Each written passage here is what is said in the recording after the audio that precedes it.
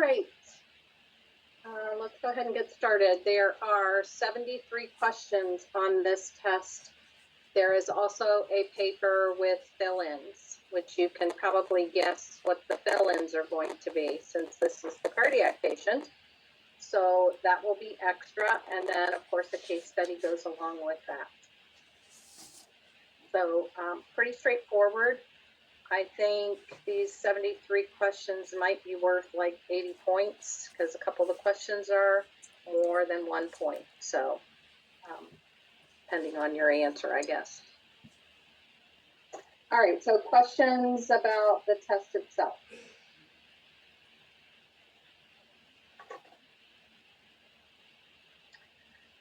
All right, so the first thing says just review the cardiac drugs. I'm not going to go through all those unless you have a specific question.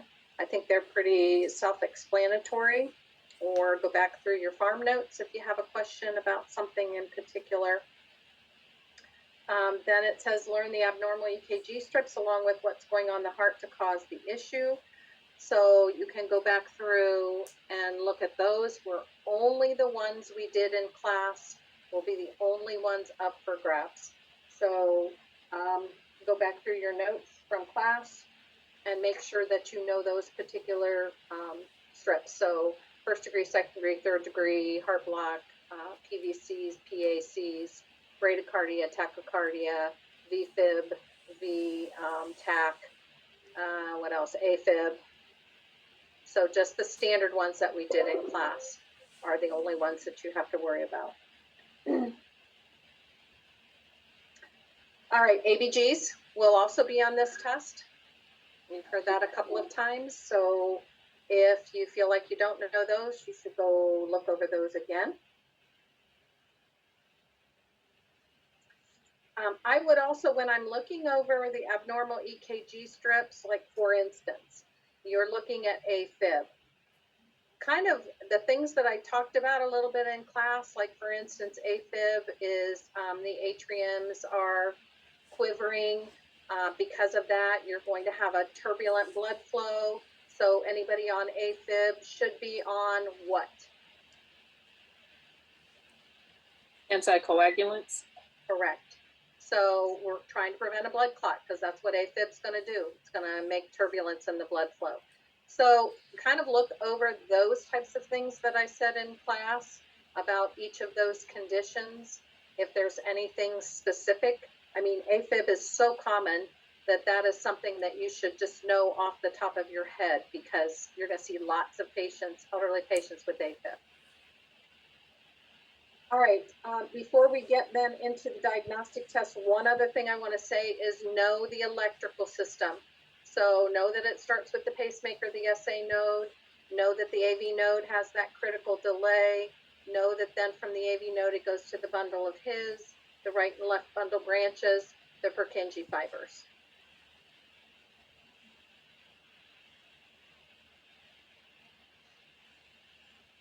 All right, so let's talk a little bit about the diagnostic tests. All right, first one is going to be a cardiac cath. And so all of the things with the cardiac cath, remember either it's going to be a groin approach or it's going to be a wrist approach with the cardiac cath. So depending on which approach, if it's a groin approach, then we're going to make sure we're checking pulses prior to the procedure. And then we're going to be checking them, of course, afterwards. We're going to check allergies because a dye is being used. Remember, anytime in any kind of test where we are using a dye, we want to make sure we know what allergies the patient has. And think about, too, dye. What's the big deal about dye? Can't take it with metformin. Correct. It's very acidic, and metformin is very acidic. So if your type 2 diabetic is going to get a test that has dye, CAT scan, MRI, any kind of test that has dye, we're going to worry about that. We need to know what the kidney function is, and we don't want to ruin the kidneys by giving them too much acid. All right, post-op for cardiac cath, we're gonna check the dressing. They may have a sandbag. We're gonna check fetal pulses. We're gonna immobilize the extremity, check vital signs. If we're using the radial approach, we're gonna be checking that site. They put a little wristband on. They put air into that wristband to apply pressure, but the patient can get up and walk around. That's the good thing about the radial approach. They're able to move. Where the groin approach, they are not. They're gonna have to be on bed rest. All right, EKG, I won't say much about that. You guys did that today, so just kind of go over your notes on that. Cardiac monitor, we have telemetry, which is continuous, or you have a Holter monitor. And that can be left on for days, for weeks, and the patient keeps a journal. Cardiac stress test, that can be done one of two ways. If you're able to walk and move, then it can be on a treadmill. If not, we can give what's called the thallium or the persantine medications given to make the heart race. And so we're getting basically the same response. What's the heart doing under stress? If abnormal, what test is going to have to be done?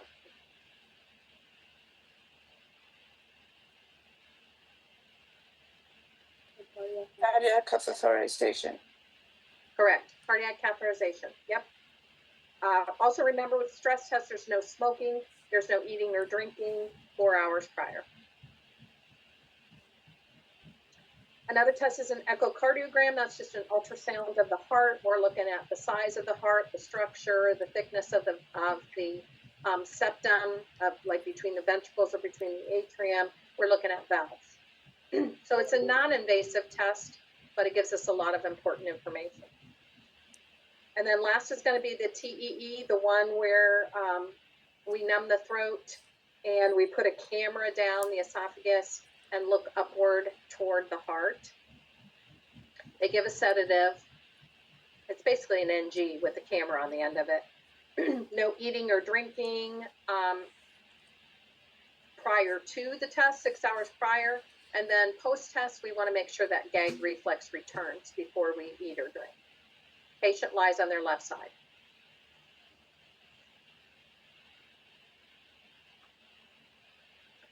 All right, the next thing on the list is lab values. And the first one of these is the INR, or International Normalized Ratio. This is the one lab test that you can say across the board at any facility is going to be the same. So a normal INR is 0.8 to 1.2. If someone is on Coumadin, we want it between 2 and 3. SED rate, that's an inflammatory marker. C-reactive protein, also an inflammatory marker. Cholesterol, what do we want the cholesterol level to be?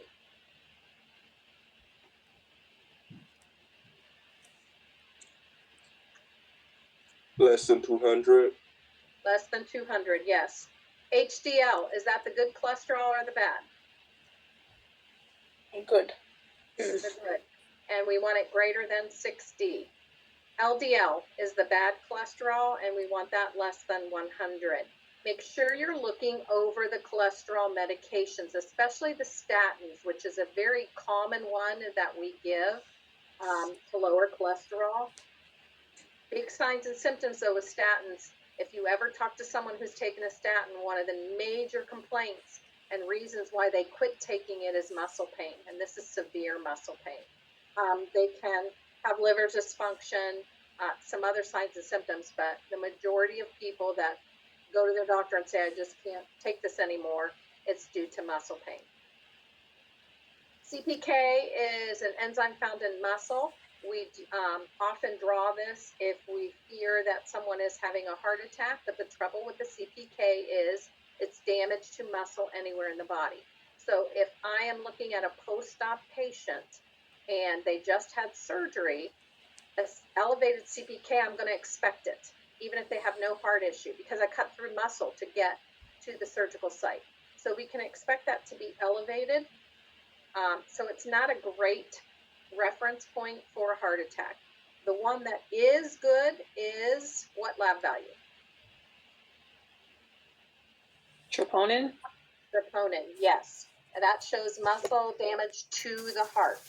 And make sure you're differentiating between the two levels. Troponin T is 0 to 0.2, and troponin I is less than 10. Okay, so we're going to draw these the minute someone's complaining of chest pain, and then they draw them every 4 to 6 hours. If they are not elevated within the 12-hour mark, then it's not a heart attack. It could be something else like GERD. The CKMB is another one that shows muscle damage, but it's not specific to the heart.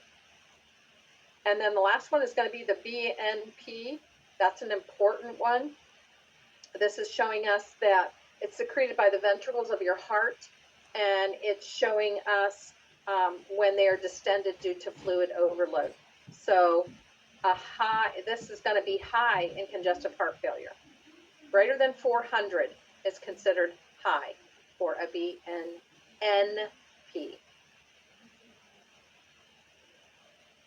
Less than 100 is normal. And then in between those two is kind of a gray area.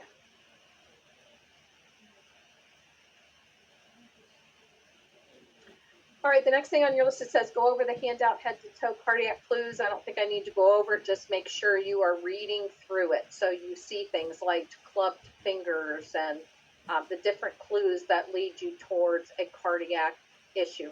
Remember, your respiratory system and your cardiac system are interlinked. So you may see some of the same signs and symptoms for someone who is having a respiratory issue as you do for a cardiac issue. All right, next is congestive heart failure, and it says compare and contrast the symptoms between right and left-sided. So if you get to these questions, the first thing you have to think in your head is right-sided heart failure. So the right side of the heart pumps to the lungs. So if it can't pump to the lungs, fluid is going to back up, and it backs up into your periphery. So we're going to see edema. We're going to see weight gain. We're going to see ascites. We're going to see distended neck veins. We're going to see lots of edema. So it's not anything really. Right-sided doesn't have to do with the lungs. It doesn't have to do with breathing. That's going to be left-sided. Left-sided pumps to the rest of the body, but where is it originally getting its blood from? From the lungs, because oxygenated blood's coming to the left side of the heart. So if the left side is weak and it can't pump the blood out, it's going to back up into the lungs. So we are going to see respiratory issues. Everything under the sun respiratory for left-sided. Will there be weight gain? Yeah. Left-sided and right-sided kind of go together. If you have left-sided heart failure, you're eventually going to be in right-sided, and vice versa. What type of diet should this patient be on? Well, if we're holding fluid, stands to reason, what kind of diet are we going to be on? Low sodium. We know sodium causes you to hold fluid. We don't want to hold fluid in congestive heart failure. That's the problem. We've got too much fluid and the heart is struggling to pump it all. Low fat, and we're going to restrict fluids. What are the nursing interventions for this type of patient? What do both right-sided and left-sided heart failure do? They gain weight. So we're assessing their weight daily. You want to weigh them at the same time of day, probably on the exact same scale, just to make sure that the weight gain is truly what we're seeing here. And you're probably going to see weight gain. Abdominal girth is another sign, especially for right-sided heart failure, because ascites is one of the issues. We measure an abdominal girth that would tell us how much fluid that patient is holding. So we report a weight gain of 2 pounds per day or 5 pounds in a week, because that's too much fluid. So this patient will be on a fluid limit. They'll be on strict INO. Very important that we're watching what goes in versus what's coming out. We also are going to avoid any kind of NSAIDs, because remember, NSAIDs cause sodium retention. So they'll be on a low sodium diet, but we also want to avoid NSAIDs. So if they have to have something for pain, it's going to have to be acetaminophen. It's going to have to be Tylenol. Diuretics are an important piece. Diuretics not only get rid of fluid, but they also cause an electrolyte imbalance. So if we're giving diuretics to get rid of fluid, we're going to have to be careful with the electrolytes. What's the number one electrolyte that we worry about when we give a diuretic? Potassium. Potassium, yes. So you can pretty much bet if your patient is taking Lasix or Bumex, they're going to have a potassium supplement. Okay. If they're taking Alzactone, do they need a potassium supplement?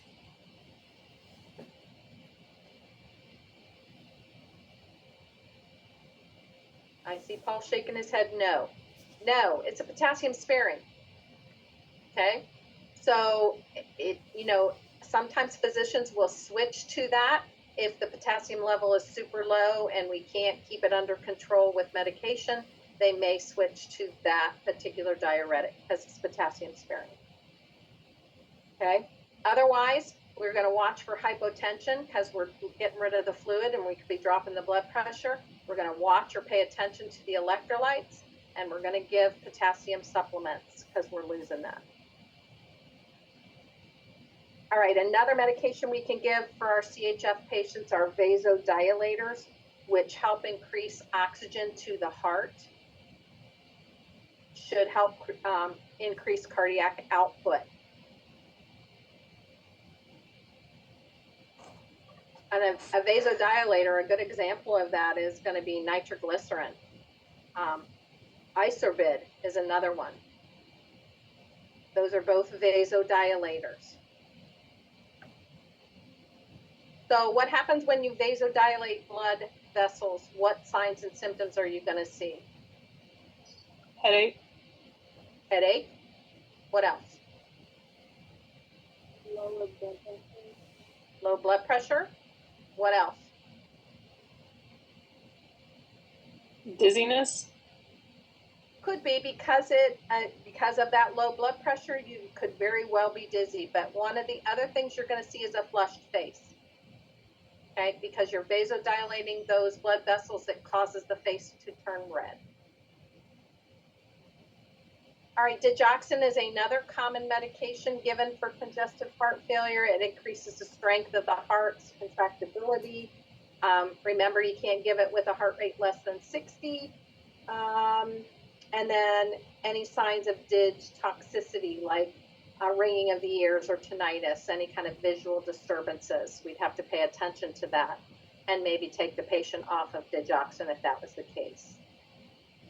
The other drug is the ACE inhibitors or the prils. It reduces blood pressure by dilating the blood vessels. So anything with a pril, but one of the big side effects of the prils is a cough.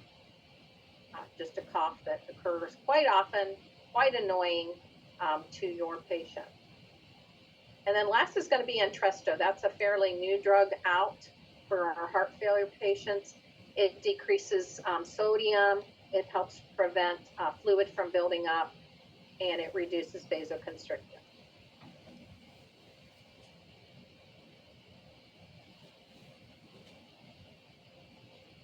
All right, next thing on the list is angina, and this is basically, if we're looking at the difference between this and an MI, remember angina is transient, meaning it might be a blood clot that for a short period of time is causing a blockage, so therefore it's causing pain, and then it moves on.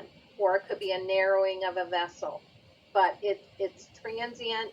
The pain is relieved with rest. That's very important. A huge difference between angina and a heart attack is the fact that if you sit down, that pain is going to be relieved with rest. When we are most concerned is if someone has a history of angina and all of a sudden they are sitting in a chair, they're watching TV, and they get chest pain, and you're already resting. That's the worst kind of pain that you can have, is the pain at rest. And generally speaking, they tell patients that suffer from angina on a regular basis that if you're having pain at rest, you may need to call 911 because you may be having a heart attack. Pain should also with angina be relieved with nitro. And remember, we take nitro every 5 minutes times 3, and it vasodilates. So it's bringing more oxygen to the heart muscle, and it should be relieved. All right, what medication is used and how often? I just said nitro every 5 minutes times 3. Remember, you should be wearing gloves because this can be absorbed into your skin and can cause you to have vasodilatation, low blood pressure, and pass out as the nurse. So be careful with that. Make sure you're wearing gloves. All right. You should be paying attention to your patient's blood pressure before you give nitroglycerin. If their blood pressure is already 80/40 and you give nitro, guess what's going to happen to that blood pressure? It's going to drop even further. So just be aware of that. That would be something to call a physician about. Hey, their blood pressure is already 80/40, but yet they're complaining of pain. They may not want you to give that nitro. All right, so nitro, as we said before, can cause a headache, can cause flushing, can cause hypotension. All right, so if your patient is having chest pain, you should be calling 911, especially if this is not normal for them. If they don't have issues with angina, this is just something out of the blue and they're having chest pain, call 911. And what is the number one thing you can do before the squad gets there? Aspirin, How many milligrams? 325. 325, and what should they do with that aspirin? Chew it. Do it. Those are all important pieces, okay? Just swallowing the aspirin doesn't allow them to absorb it quickly. We want them to absorb it fast, so it's going to be 325. It's going to be chew it, and they really should lie down. But that's something that you can do, hopefully, to prevent further clotting, because more than likely this is due to a clot. Calcium channel blockers are another important piece for angina. They can block that calcium to the heart and allow it to relax, but we don't want to give it to someone who already has congestive heart failure, or it can cause congestive heart failure in our elderly patients because it's kind of reducing the contraction of the heart. Beta blockers slow the heart rate and the blood pressure, those OLOLs. All right, so today in lab, a couple of the things that I want to make sure that you are studying. And when you were doing that code blue in lab, there was a couple mnemonics, if you will, words that helps you remember what you do during a code blue. One of them was ample. Make sure you're going back through that. Do all of you remember what the letters of ample stand for? Allergy. Allergies, meds, Past had medical something, history. last meal. Oh, okay. Past medical Last- history, last Last meal. meals, events leading Leading to. up to the code blue.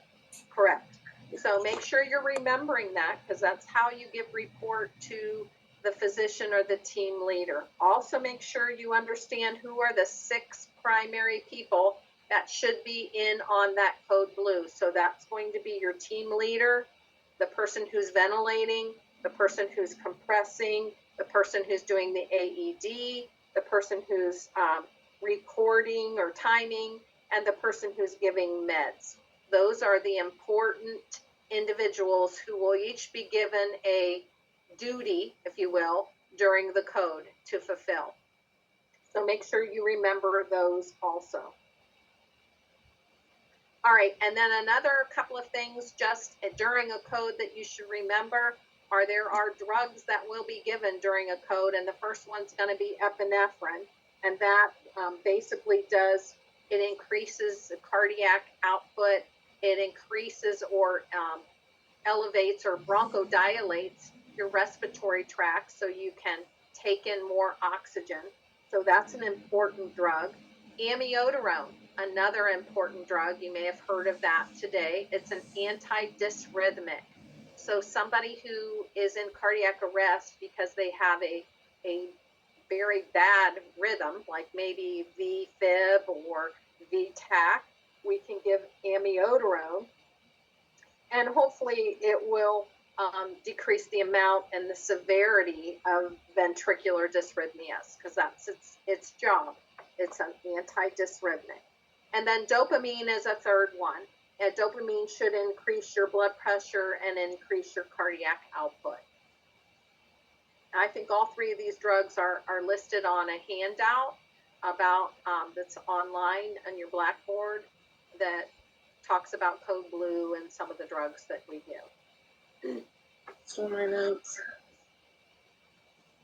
All right, what type of diet, this is for our patient who had an MI, what type of diet will be ordered post-surgery?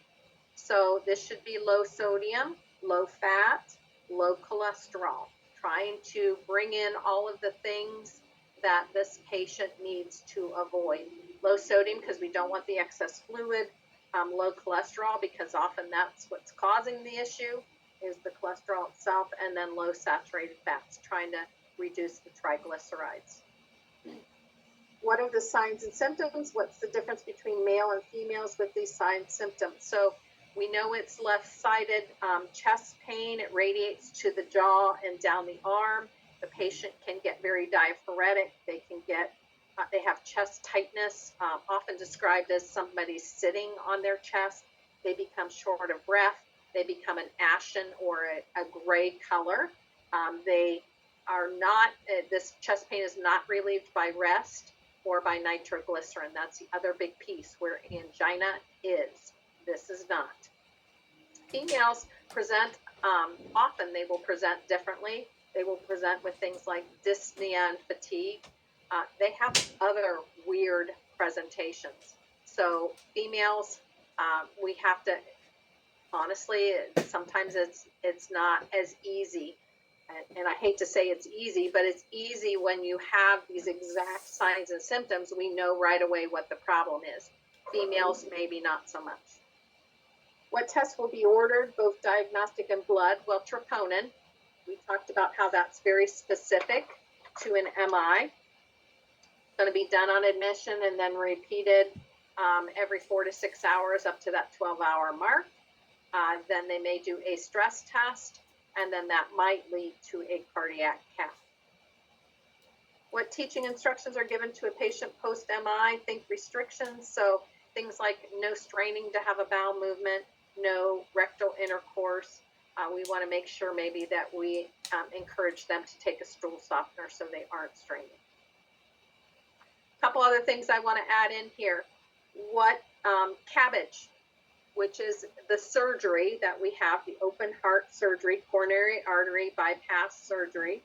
We want to make sure that there are 2 major vessels that can be used during this type of surgery. Does anybody know what those 2 are?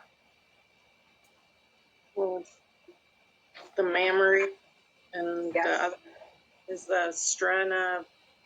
I can't pronounce it. Great saphenous. The great saphenous, yes. The great saphenous is a vein, and it's a vein that goes all the way down the leg. So when we utilize that, we're taking the vein and we're forcing it to become an artery, because that's what we're doing. We're bypassing arteries in the heart. The mammary is an artery. So it actually is probably a more perfect fit because it was an artery and we're making it an artery, but it's a lot smaller. Where the great saphenous is a very large vein, and if this patient has triple bypass or quadruple bypass, we've got a lot of vessel to work with. So it's probably a little more common to use the great saphenous. And as I said in the video, a lot of your patients following open heart surgery will complain more of their leg than they do of the chest, because that leg can get very painful from them removing that vessel. After surgery, make sure, I mean, we're looking at the chest, but we also have to look at the leg if they took that great saphenous. So we're checking for pedal pulses. We're making sure that the toes are warm, non-edematous. We're looking at that leg too. So don't forget that as a part of your post-op care. The other thing that you learned in lab today was that word MONA. make sure you're looking over that. Morphine. Remember, we want to give that. They usually give it IV. They give anywhere between 2 and 9 milligrams to help relieve that pain of the chest.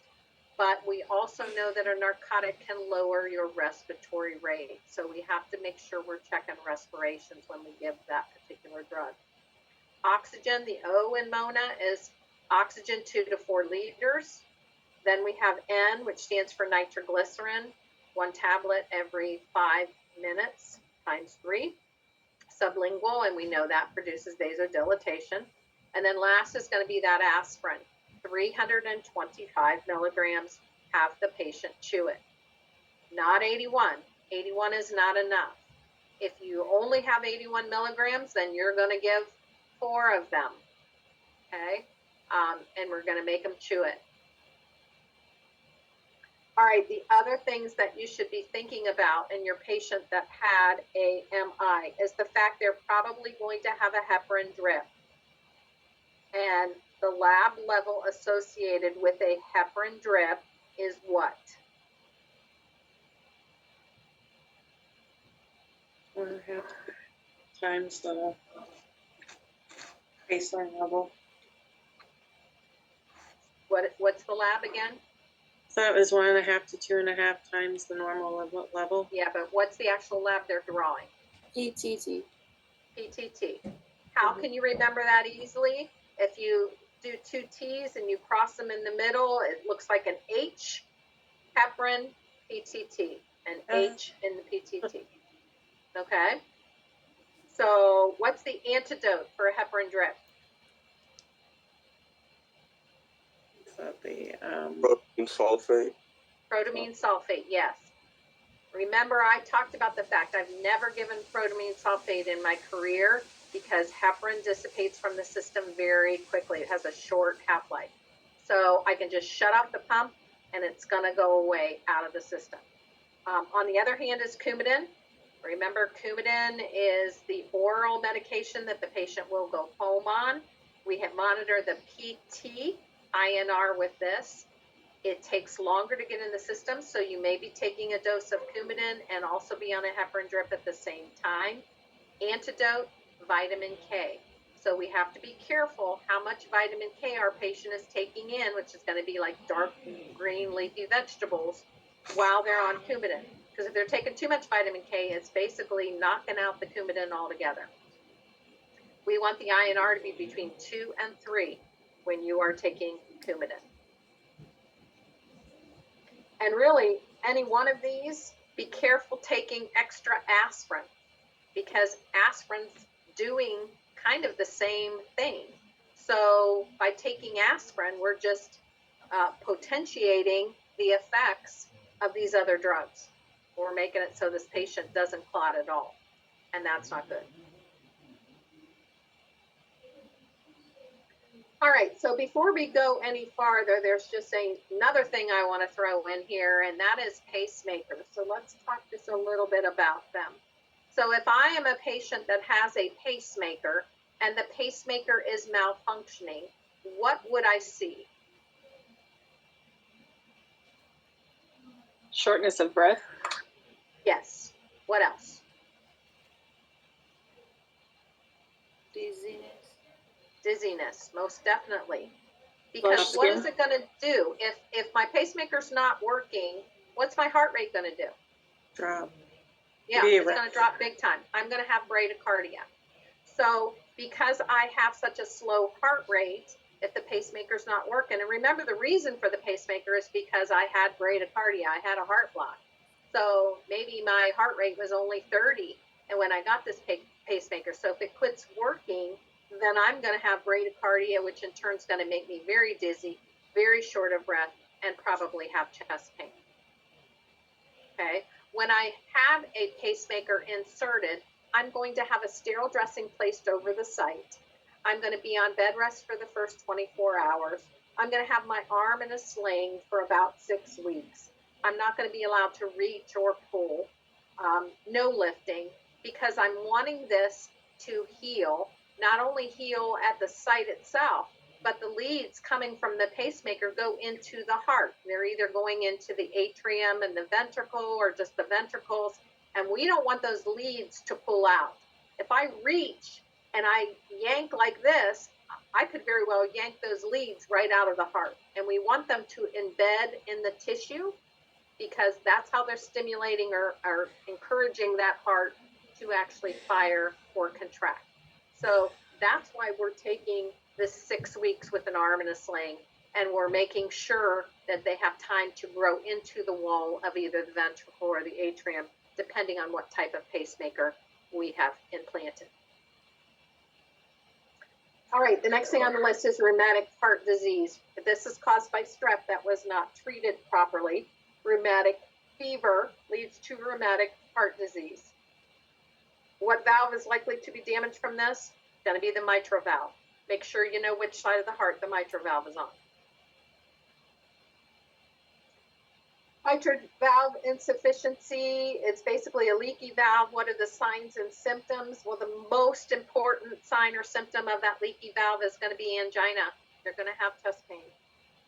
They're going to have pale, cool skin. They're going to have weight gain. They may have some edema.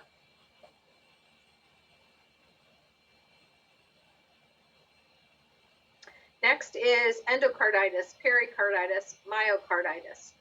So understand which one of these is where. So endo means the innermost lining, if you will, of the inside of the heart. Then you have the muscle, myo, middle, and then you have peri, the outer layer of the heart. So endo is going to have flu-like symptoms. They may have some chest pain. Myo, we're going to have heart failure because if the muscle's not working, it can't pump. Going to have dyspnea. And then pericarditis, you're going to probably see a pericardial effusion, a lot of fluid.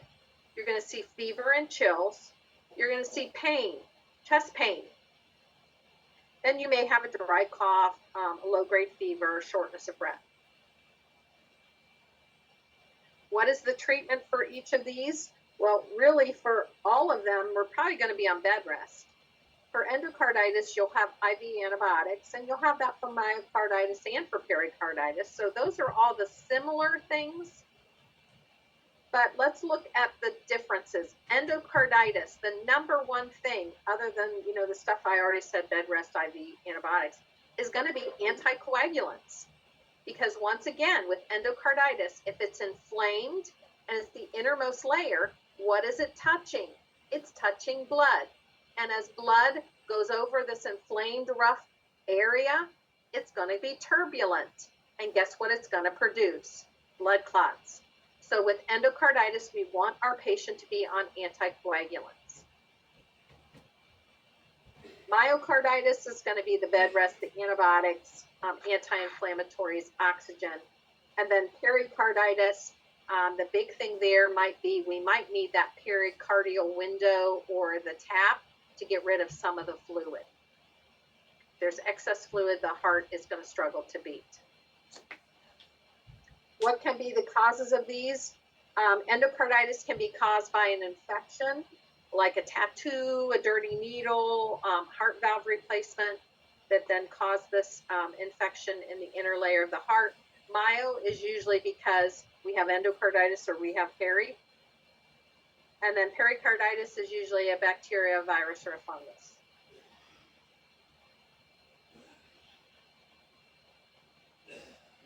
All right, varicose veins is next. What are the risk factors of varicose veins? Well, if you're overweight, you have a job that you stand on your feet all day long. If you are pregnant, if you have a family history, that all puts you at higher risk for varicose veins.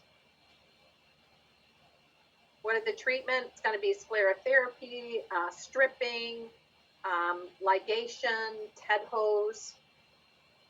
And then how does blood circulate in the lower legs after the procedure? It's going to be collateral circulation. Your body will make new circulation. AAA is next. That's abdominal aortic aneurysm. Signs and symptoms. The two biggest signs and symptoms are abdominal pain or lower back pain. And that's going to happen when that aneurysm ruptures. The other word for rupture is dissect. So don't get confused. If it says the AAA is dissecting, that means it's rupturing. It's the same thing. So those words in this case are used interchangeably. All right. So lower back pain, abdominal pain is probably going to be the first signs and symptoms. And then because this is such a large vessel, blood will get pumped into the abdominal cavity. And now we are going to have hypotension because all that blood is being released and the blood pressure is dropping, and we can have nausea and vomiting. Really, there isn't a whole lot of time for many other signs and symptoms because if something isn't done immediately, this patient's dead. It's got the full force of the heart beating, and we've got this large vessel that is ruptured, and that blood's just pumping into the abdomen. What do we teach our patients about the signs and symptoms of a rupture? Get to the hospital, like tomorrow. You can't get there quick enough. Most of these patients know they have an aneurysm. The physician is following it. They were able to feel it during a regular exam, and so they're doing ultrasounds and they're following it. They will fix it when it gets to a certain size, but we also want to make sure that our patient knows what to do if they feel any of these signs or symptoms. All right, the next thing on the list is what is the difference between Raynaud's disease and Buerger's disease? Remember, Buerger's is inflammation of the lining of the blood vessels. It's caused by smoking. So you're going to have severe pain, burning, sensitive to cold. The skin will be cool and you will have pain. And it's all in reference to the treatment is the number one thing you can do is stop smoking. Now, you can exercise for collateral circulation, but the number one thing is stopping smoking. Raynaud's is intermittent spasms of the arterial blood vessels, mainly seen in the hands, which is another question here, but it's going to be the hands where we see this. The patient triggered solely by cold. This is why you see a lot of people that have Raynaud's wear gloves, even in the middle of the summer. If they're going into an air conditioning place, they know cold is going to stimulate the signs and symptoms of this. So first off, the hands will turn white because these blood vessels will spasm down and there won't be good blood flow into the hand. The hand will be cold. It will be numb. Then the blood vessel will spasm again. There will be pain. Blood will rush in and the hand will turn red with that pain because now we've got blood back again. So we start off white. Hand is cold. It's painful. It's numb. Then it starts spasming. It may even turn blue at some point during this. Starts spasming, and then the hand turns red when the blood's able to get back in again. I already said where we see the main signs and symptoms in Raynaud's. That's going to be the hands. Then the next one is compare and contrast arterial versus venous insufficiency. So start first with arterial. Arterial means the blood can't get to the extremity. Something is blocking this oxygenated blood from getting where it needs to go. So we're going to see either no pulse or a diminished pulse, one of the two. You will have cool, shiny skin, because if I can't get blood down there, it can't be warm. It'll have to be cold. No edema, because blood can get back out again. It isn't a venous issue, it's an arterial issue. And then lastly is going to be intermittent claudication, meaning you walk to the point of pain. So you'll walk a certain area, the vessels will spasm, and it'll become painful. Venous, on the other hand, blood is getting to the extremity, it just can't get back out again. So it will be warm, it will be red, there will be edema. We will have medial ulcers, so ulcers on the inside of the leg. And we will have brown staining of the skin.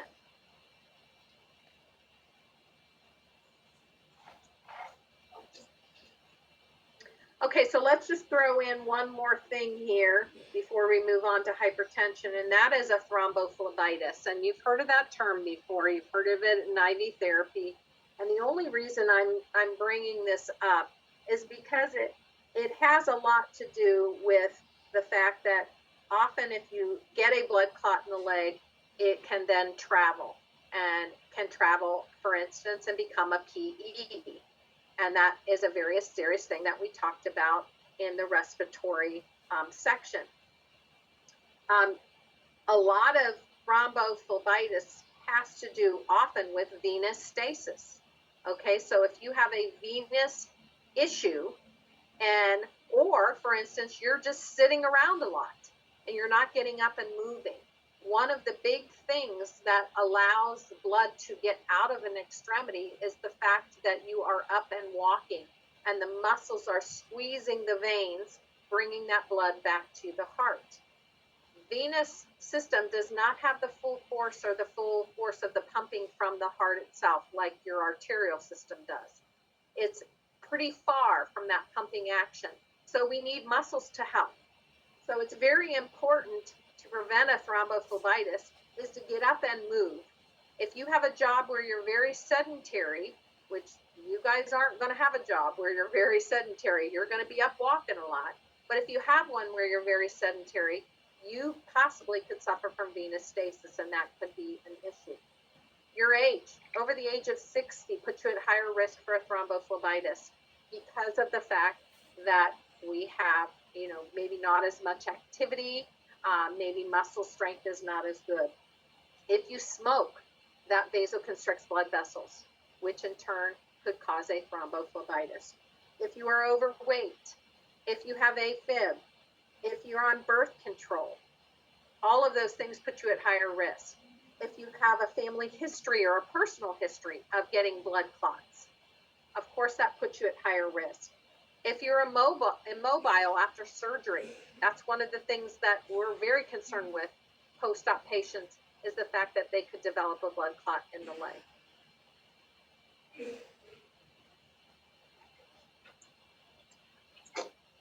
All right, hypertension is next. What are the signs and symptoms? Often there's none until the blood pressure gets super high, and then we may see a headache, blurred vision, maybe some chest pain, maybe a nosebleed. What medications are used to correct this problem? So you just want to go down through each of those categories. Diuretics is first. We've talked about diuretics several times. Eliminate water, eliminate sodium. So you have your Lasix, your Bumex, but don't forget a drug like hydrochlorothiazide. That's also a diuretic. Okay, aldactone, also a diuretic, but it's a potassium-sparing one. So make sure you're remembering those because those are also diuretics. You have your calcium channel blockers. We've talked about that. These work better for the elderly and our African-American population. We want to use caution in anybody that has congestive heart failure with the calcium channel blocker. ACE inhibitors, the prills, we talked about those. The cough that can be the side effect, it prevents vasoconstriction. Your beta blockers, OLOLs, reduces the workload. These are best for your elderly and your African American population. They work better in combination with diuretics. Now, one of the biggest things that we see, and we'll talk about here when we get to the GU unit, which is going to be the next one, is the fact that because African Americans suffer from high blood pressure, you will also see that they suffer at very high rates of kidney failure. That blood pressure is so high that it's doing damage to the kidneys. So we see a lot of people who are of African American descent on dialysis for that reason. Those kind of things go hand in hand. And then last is going to be your vasodilators. These dilate blood vessels. All right, so that's pretty much it for the cardiac portion. We still have the blood portion to do, but are there any questions on that cardiac portion?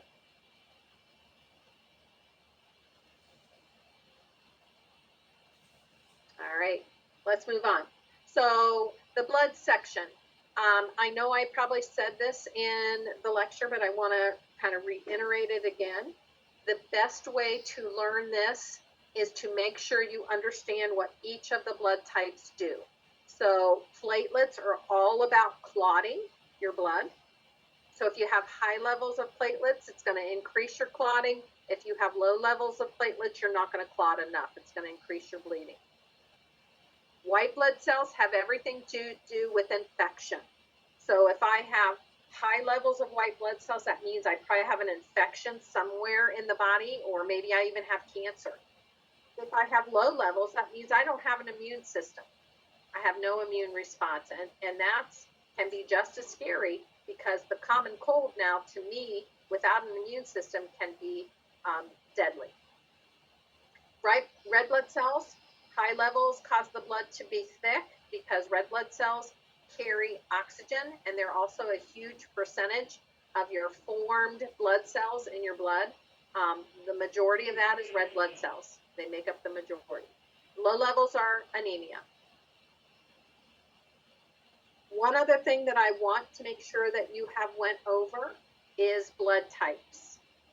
So make sure that you understand that you have the possibilities of blood types are A, AB, B, and O. And understand who can give blood to each of these. Now, my easiest way to remember this is I like to think of the fact that when I go to the airport, I put a little bright ribbon on my suitcase, because if you have a black suitcase, everybody has a black suitcase. And how do you distinguish yours from someone else's? Well, that's how you can think about blood types. In the body, they have what's called an antigen on the blood cell. That antigen distinguishes it as belonging in your body. What in your plasma, then, what you do is you make what's called antibodies. And antibodies are considered your defense system against anything entering your body that shouldn't be there. So if I have A blood, that means I have A antigen on my blood cells, and I have anti-B antibodies in my plasma. So anything that looks like B blood type, whether it be regular B blood type, AB blood type, anything that has B attached to it, I'm going to fight against. And it could cause a transfusion reaction. O has no tag on it. It can slip inside of any kind of blood type. It's called the universal donor, because we can give O to anyone, because it can go into the body unnoticed. AB blood is called the universal recipient, because with AB blood, it has nothing in the plasma, because otherwise it'd be fighting against itself. It can't have anti-A or anti-B, because that's AB blood has both. So it can receive blood from anyone. Questions about that? That's my 2-minute overview of blood types. Do we need to know about the RH factor? RH. You probably should, because if I ask you a question about that, I probably will throw in RH. So RH factor positive means you have the antigen, you have the RH factor, or if you're RH negative, it means you don't. RH positive blood can only go to RH positive people. I can't give positive blood to a negative individual. All right? RH negative individuals have antibodies against the RH factor. RH negative individuals can give to themselves and can give to RH positive blood. They kind of go in unnoticed. So the best universal donor would be O negative. It could go into anybody. So O negative can go into anybody, but if someone's A positive, but they have the B antigen or antibody, they can't get AB blood. Correct. Okay. If I'm A positive, which I am, you picked my blood type. How'd you do that, Amy? But anyway, A positive means I can get A positive blood, and I can get A negative blood, and I can get O positive blood and O negative blood. That's it. I can't get anything with B in it. Nothing with B. Okay? If I happen to be A negative, then I only could get A negative, that's it, and O negative. Okay, Because- does that make sense? All right, so let's move on here. Let's talk about anemia. So we talked about anemia as a whole, and then we went into all the different types of anemia. So anemia in general means we have a reduced oxygen carrying capacity. And that means we don't have enough red blood cells for whatever reason. So we don't have that oxygen carrying capacity. So everything about that, we're going to be short of breath. We're going to be fatigued. We're going to have pallor. Those are across the board. Any kind of anemias, you're going to see those signs and symptoms. And then we're going to have extra ones depending on the type. Is it sickle cell? Is it pernicious? We'll have extra signs and symptoms. But those signs and symptoms fit any kind of anemia across the board because all of them have to do with a reduction in red blood cells, which in turn reduces oxygen levels. Which lab values reflect this disorder? Well, of course, that's going to be your red count, which you need to know the normal, and the hemoglobin and the hematocrit. So make sure you know the difference between male and female. All right, so then the first of the anemias is sickle cell anemia. What is happening in the body? Sickle cell anemia, what causes cells to sickle is hypoxia. And when we have lost oxygen for whatever reason, maybe we went to the top of a mountain and the elevation has caused the lack of oxygen, it's going to cause somebody who has sickle cell disease, it's going to cause those cells to sickle. And those cells become sticky and then they clog a blood vessel. And that's where we get all the issues. Dehydration is another common cause of sickling. So we want to avoid hypoxia. We want to avoid dehydration. What race does this disease commonly affect? That's African American. What's the difference between the trait and the disease? The trait is you are a carrier. You don't have any signs or symptoms. The disease means you have both recessive genes. So you got one from mom, you got one from dad, you got both recessive genes, you have the disease, you have signs and symptoms. If you have the trait, that means you just got one gene, either from mom or from dad. Remember, every time you have a baby, it's like throwing all the genes into a little bag, shaking them up and pulling them out. You could have 4 children with sickle cell. You could have no children with sickle cell. That's how it works. Or you could be half and half. All right, how is it diagnosed? Well, the first thing they do in the newborn nursery is do what's called a sickle dex test. That's a heel prick. If that comes back positive, then they do a hemoglobin electrophoresis, where they actually determine whether you have the disease or the trait. They put a deoxygenating agent in there and watch to see how many of the cells actually sickle. And based on that, they can tell if you have the trait or the disease. What are the signs and symptoms? Well, you can come back to what are the signs and symptoms of regular anemia. You are pale. You are short of breath. You can have fatigue. But then based on sickle cell, because these cells are sickling and clogging, you're going to have pain in your joints. You're going to have some jaundice because these sickle cells are destroyed at a more rapid rate than a normal cell. So the liver can't get rid of all that bilirubin and we get jaundice. You could have a stroke. You could have abdominal enlargement. You could have joint and bone pain. Treatments. Here's another mnemonic. HOP. Remember HOP. HOP gives you the treatments in order of priority. So your number 1 priority is H, or hydration. Number 2 is going to be O, or oxygenation. And number 3 is P, for pain. Okay, those are your top priorities. Now we can also do heat to the joints. That's going to cause vasodilatation, maybe allow those sickle cells to move on through. Sometimes these patients can have blood transfusions to help give them red blood cells that are fully functioning. But of course, if we give blood too quickly, then we can go into fluid overload, and that can be an issue with congestive heart failure. What should these patients avoid? High elevations and anything with a reduction in oxygen. All right, the next type of anemia is called pernicious anemia.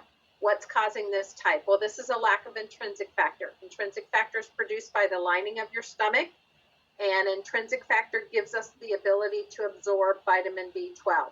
So if you don't have intrinsic factor, you can't absorb vitamin B12, and B12 is what we need to make red blood cells. Kind of like a whole long process here. What are the signs and symptoms? So once again, same as anemia, short of breath, pallor, fatigue. But what is specific to pernicious? One of the big ones is a beefy red tongue. The tongue is usually sore. They may have some GI complaints. And the other issue that happens with this is neurological complaints. Numbness and tingling of the hands and the feet. That's classic for pernicious anemia. They may have confusion. They may have personality changes. What are the treatments? Vitamin B12 for life. Because once, maybe this is due to having a Roux-en-Y, and we now only have this teeny tiny portion of the stomach, and we're not going to get the stomach back. So this is going to be vitamin B12 for life, sub-Q or IM. All right, the next type of anemia is iron deficiency anemia. What's causing this type? And that's going to be excessive loss of iron. Maybe it's due to a menstrual period. Maybe there's a bleed in the intestine, but something is causing a loss of blood. Treatments here, ferrous sulfate. It can be oral or injected. Anytime you take iron, if you take it with vitamin C or ascorbic acid, it's going to absorb better. Have a diet high in iron, and if we are giving liquid iron, we're going to use a straw because it will stain your teeth. Signs and symptoms, same ones again. Pallor, fatigue, shortness of breath. What is specific to this? Glossitis, which is a burning tongue. Often people, and pagophagia, which is eating ice, eating weird substances. Mainly it's chewing ice. And they don't know if that's because the tongue is burning, if you will, but it's classic. For instance, if someone is having heavy menstrual uterine bleed, if they have a hysterectomy, immediately they no longer want to chew ice. It's kind of a weird sensation. All right, and then the last type of anemia is aplastic anemia. This is basically blood cells aren't developing in the bone marrow like they should, and it could be due to an anti-neoplastic agent, like a class of drugs, like cancer drugs, for instance, that are depressing this production in the bone marrow. What are the signs and symptoms? Now, pancytopenic, meaning all the blood cells are going to be smaller. So let's go through. If we don't have enough white blood cells, we're going to have repeated infections. We're going to have high fevers. If we don't have enough red blood cells, that's where the anemia comes in. Fatigue, short of breath, pallor, dyspnea. If we don't have enough platelets, we're going to have bleeding. What are the treatments for aplastic anemia? Well, we need to identify the cause. So find out first what's causing this. If it's a medication, what is causing this to begin with? Maybe it is some sort of drug that we're giving.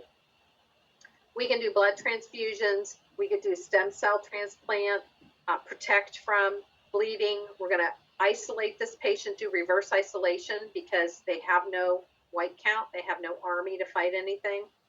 We can do steroids. We can do a splenectomy. We want to make sure, too, that we are doing bleeding precautions. And, these are kind of standard bleeding precautions across the board, things like soft toothbrush, no razors, no IM injections, that kind of thing to prevent any kind of bleeding. Prevent trauma if we can. Thrombocytopenia is next. So break this down. Thrombo means platelet. Penia means a reduction in platelets. So that's basically what's happening here. We don't have enough platelets. This can be due to either aplastic anemia, leukemia. ITP is the most common cause. Signs and symptoms. So if you're bleeding too much because you don't have enough platelets, we may see bruising in the skin.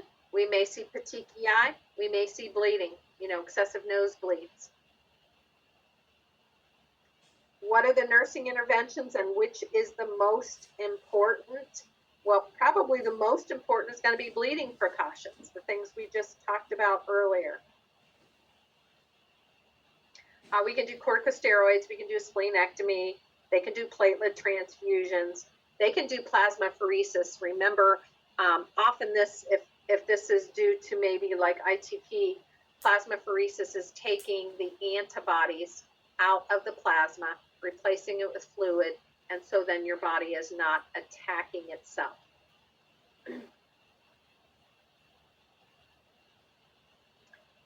All right, the next one is DIC, and DIC is an overstimulation of the clotting process. So depending on what's going on here, let's use the example of giving birth.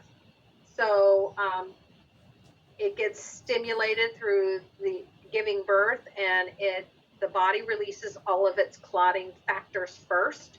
So then the patient is clotting all over the place. Then once all those clotting factors are gone, now we have a deficiency and the patient begins to hemorrhage. So signs and symptoms, you're going to see first the clotting signs and symptoms. You may see purpura, you may see dyspnea with a PE, you may see, then you see bleeding. So bleeding, petechiae. You may have cold motile digits if there's a clot in the hand where blood can't get to the extremity.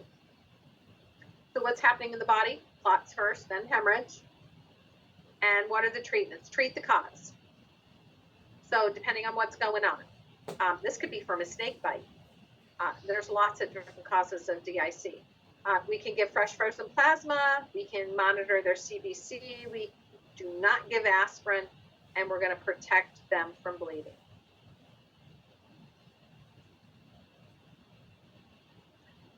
All right, leukemia is next. This is cancer of the blood-forming tissue, either the bone marrow or the lymphatic. We have excessive white blood cells or blasts, which are the immature white blood cells. We're just producing these at a rapid rate, and they don't have time to be fully mature, so therefore they do not work well, and they end up crowding out any normal cells. So if we look at a CBC, it's going to show immature white blood cells. It will show a reduction in red blood cells, a reduction in platelets, and that's what we're going to see. Even if we did a bone marrow, we're going to see abnormal white blood cells. Signs and symptoms for this: fever, chills, fatigue, weakness, weight loss, ulcers, anemia, thrombocytopenia, enlarged lymph nodes, enlarged spleen. And then the treatment, they will be in protective isolation, chemo, radiation, bone marrow transplant.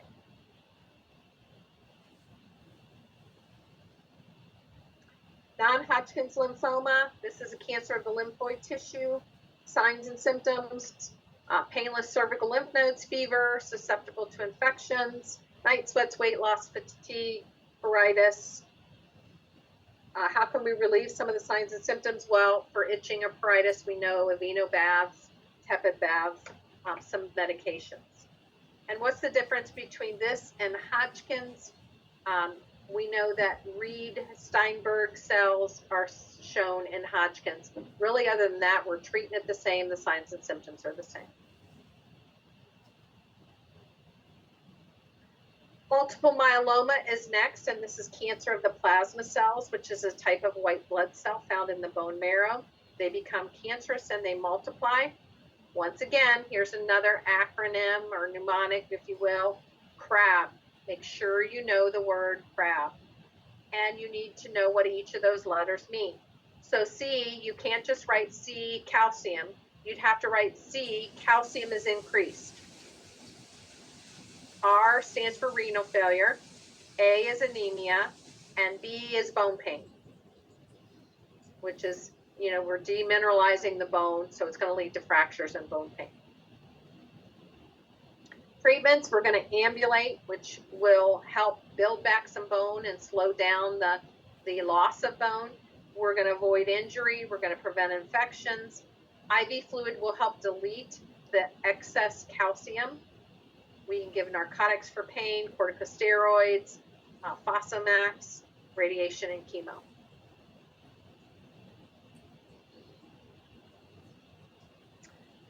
The next condition is agranulocytosis. And cytosis generally means elevation. But in this case, because of the agranulocytosis, it means a reduction in the granulocytes or the white blood cells, which are all the ones that end in phil, basophil, eosinophil, neutrophils. So we have a reduction of white blood cells. So it's asking you what are the nursing interventions. So we want to remove the cause, but this person's going to be in reverse isolation because they have no white count, nothing to protect them from the least little thing. Neupogen helps you to produce more white blood cells, transfuse white blood cells, strict asepsis, antibiotics, and then we want to avoid infection. That is why they are in reverse isolation.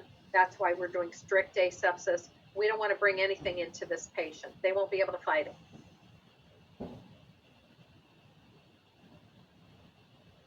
Polycythemia vera is next. What's happening in this disease? This is an increase in the number of blood cells, especially red blood cells. So it's going to thicken the blood. We will see an elevation in the H&H. Treatment for this is manual, or I shouldn't say manual, therapeutic phlebotomy. We're getting rid of those blood cells, anywhere between 500 to 2,000 milliliters. We can give them aspirin, and we can do what we can to prevent DVTs.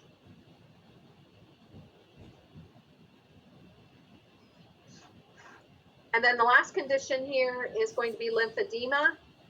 What causes this? It's going to be a disruption in the lymph channels. One of the main times you see this is a mastectomy, because if we take the lymph nodes under the armpit, then we may see an enlarged arm because of these lymph channels.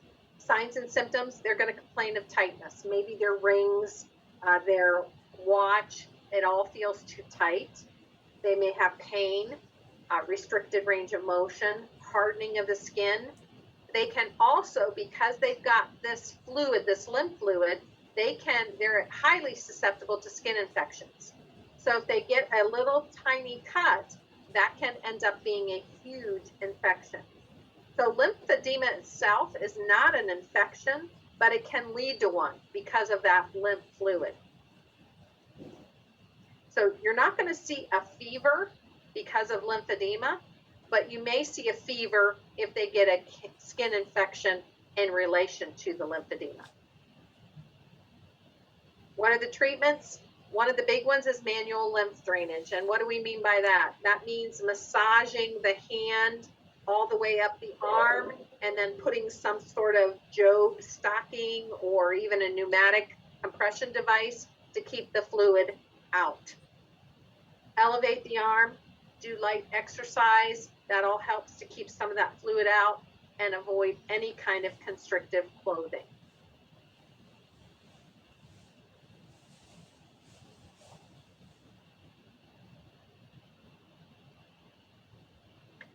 Okay, generally speaking, if you study hard, the grades for this test will be much higher than they were for the GI patient.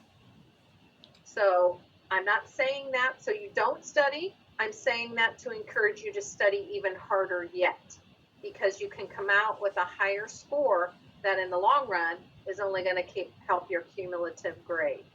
So make sure you're really focusing in on this review sheet. What I've talked about, the last two review sheets, I went on the test, and every single question is found somewhere on these review sheets. So if you're really focusing in on that, you should be able to come out with a really good score. Okay. Tomorrow we'll do some activities. We'll have the quiz first, and then we will do some activities for the cardiac patient one of which is going to be kind of independent, and I'm going to grade your quiz and then have it back to you so you can see how you did on those strips. Make sure you're looking at your lab values, not only white count, red count, H and H, but your BMP and the ranges. If you don't have those down pat, make sure you do by tomorrow or Wednesday or both. Okay? All right, we'll see you in the morning. Bye.